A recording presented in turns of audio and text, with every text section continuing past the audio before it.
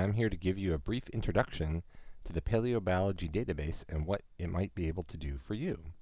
So first off, the Paleobiology database contains occurrence records of many fossils from all of Earth's history.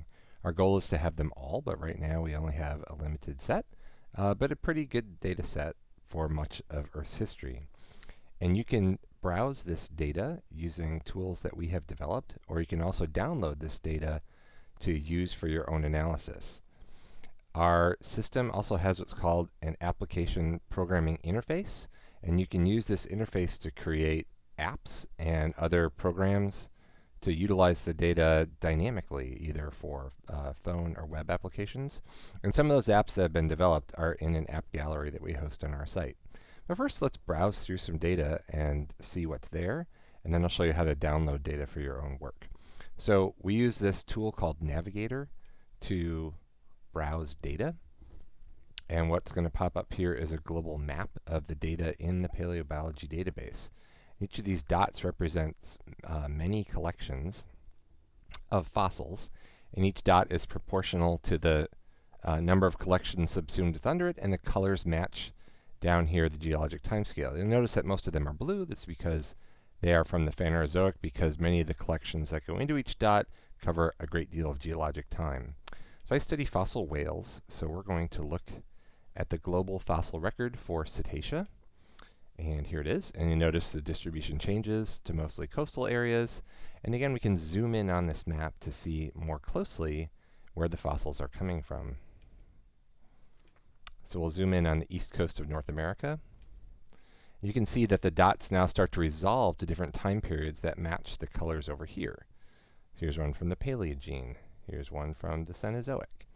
So if we zoom in close into Mississippi and Alabama, notice now they're resolving to particular time periods from the late Eocene here.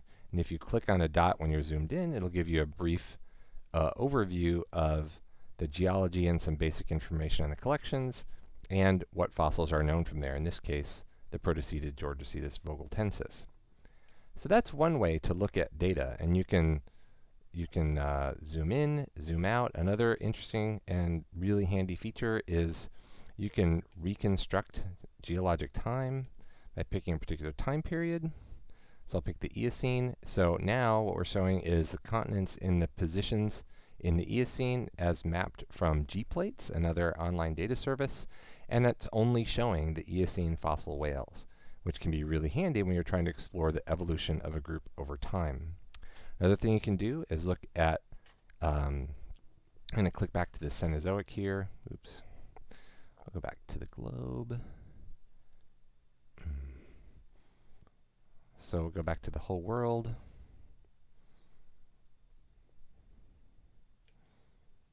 And here is a diversity curve of all the whales throughout the Cenozoic. And you can see that starts out low, peaks here in the middle Miocene, and drops off towards the recent. Now, we're going to go back to the main PBDB page, and I'm going to show you how to download data. So again, just hit the download data button, and here we have a text-based downloader, and you can get data of different sorts. Collections is what we were looking at before.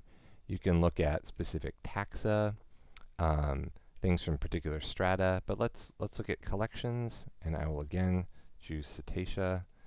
And you can either use the simple options, select by time, location, geological context, different pieces of metadata, and you can choose how the data is output, what fields are output down here that we collect. And you can also choose up here the format you want to see the data in. So this is handy if you want to download data to, say, use in Excel. If you want even more options, you can click the Advanced button, and more options come down here. And what this is doing is it's creating this URL that you could have written by hand using our data service, the API I mentioned before. But in this case, you don't have to. You can just select your options here. So here I have all Cetacea. I could say, give me Eocene through Oligocene. And notice that the URL is changing up here. As you do this, you can hit the test button and take a peek at the data set. You can see here is a comma-separated values. Or you can hit download, and it will download a CSV file for you to your desktop, which it's doing right now. And so you can see that this is quite powerful. The last thing I want to show you is our app gallery, which you can get at here. And we have several different apps that people have developed to look at different data in the database. Some are for things like iPhone, Mancos, which looks at geologic maps and allows you to explore the fossils in different rock units. First app here allows you to look at the particular fossil record of a given group. I'll just show you real quick.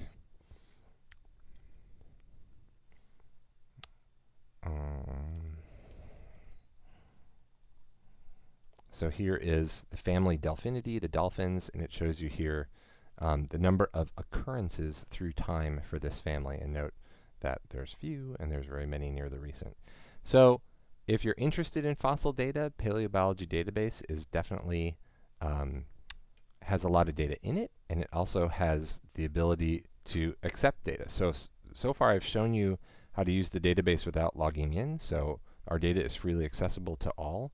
But if you want to become a member and a contributor and be able to hit that login button, you can certainly contact us, and we can show you how to enter your own data to integrate it with the data that's in there already to further your research even more. Thanks much for watching, and I hope you join the Paleobiology database or have fun exploring the data on your own.